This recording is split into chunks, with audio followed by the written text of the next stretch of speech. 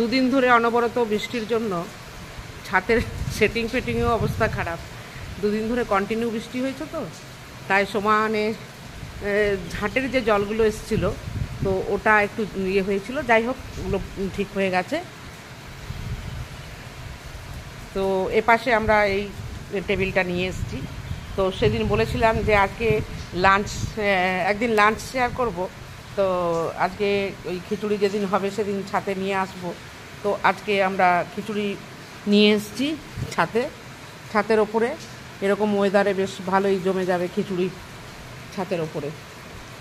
এই যে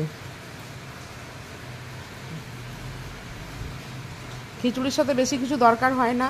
এটা একটা কাঁকরোল ছিল বলে ওটা বানিয়ে দিয়েছি, বেগুন ভাজা, পাঁচমিশালি একটা সবজি, খিচুড়ি। আর দই আমার প্রতিদিন খায়, দই একটু লাগে। এখানে আচার রেখেছি আর চাটনি রেখেছি, পাঁপড়। তো এই হলো আজকের লাঞ্চ।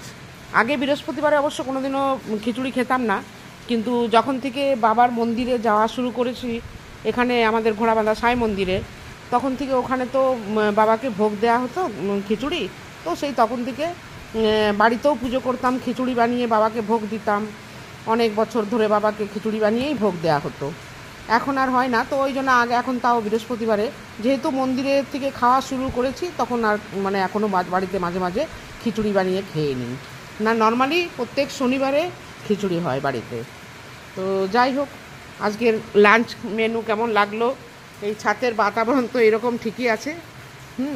চারিদিকে প্রচুর জামা কাপড় মেলা। দুদিন ধরে কাপড় জামা কিচ্ছু শুকোচ্ছে না।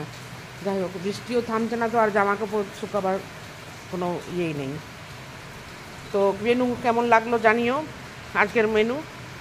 যদি তোমাদের কোনো দিন এখানে আসার ইচ্ছে হয়, তাহলে স্যাটারডে চলে এসো। এইরকম ছাতের ওপরে বর্ষাকালের সময় সুন্দর মেনু দিয়ে ছাতে আমরা একসাথে লাঞ্চ করব।